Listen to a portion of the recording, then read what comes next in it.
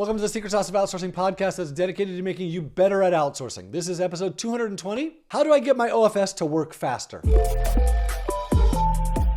So I've had it happen to me. Like, you hire a new OFS, an online Filipino specialist. They start out great.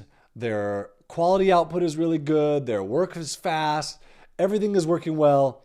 And then all of a sudden, something happens. Everything slows down. Quality declines. Things just are not working out right.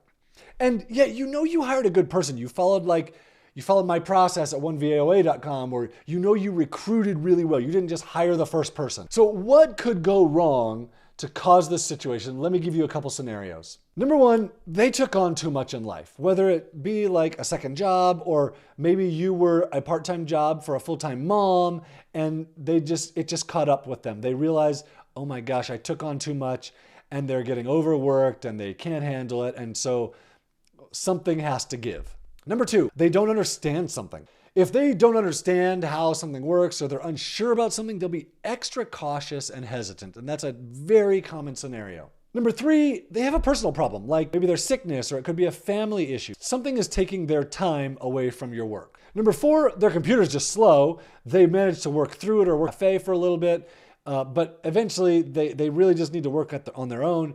This is an easily solvable problem. You can easily provide a computer. Number five, they took on another job. Now, this is not a great situation. Either you don't know that they took on another job, you have to ask them to figure it out. They're not making enough money from you, and that's why they have to take on another job. Something just isn't right that caused them to take on another job. If that's the case, first of all, you're gonna have to figure out that that's the case, which means you're gonna have to ask a bunch of questions.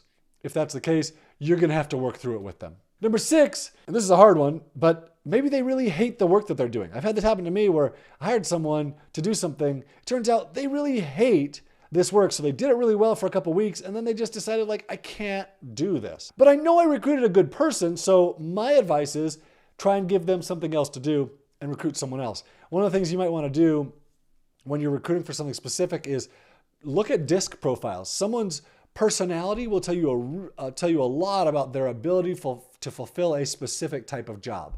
And then number seven, the last one I want to talk about is maybe there's a situation outside of their control that is causing this to happen. Maybe there's bad weather. Maybe it's really hot in the Philippines, making it really difficult to work. Maybe they can't afford air conditioning, and so it's really hard to get their work done.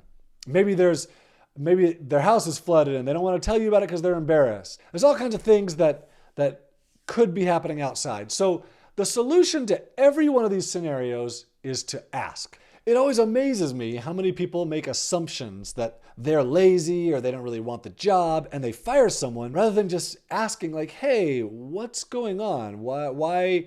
I noticed that your work has slowed down. What's the problem? Did I do something wrong? I'm sure this is my fault, but I've noticed that things aren't going right. What can I help you with? What has happened? All of these things are likely to give you insight into what's going on. The best one that I've ever found is, what are you stuck on? That question seems to get a really good response from people in the Philippines. I don't know why, but I've just found it lots of times. What are you stuck on? Allows them to tell you what's going on, what the problem is. And I know it's not magical, but it kind of feels that way to me. If you do your hiring right, you know you've hired a good person. Going through the hiring process again to find the same person is a really painful process, and you don't want to do it. So asking what they're stuck on is a really good solution to a decline in productivity.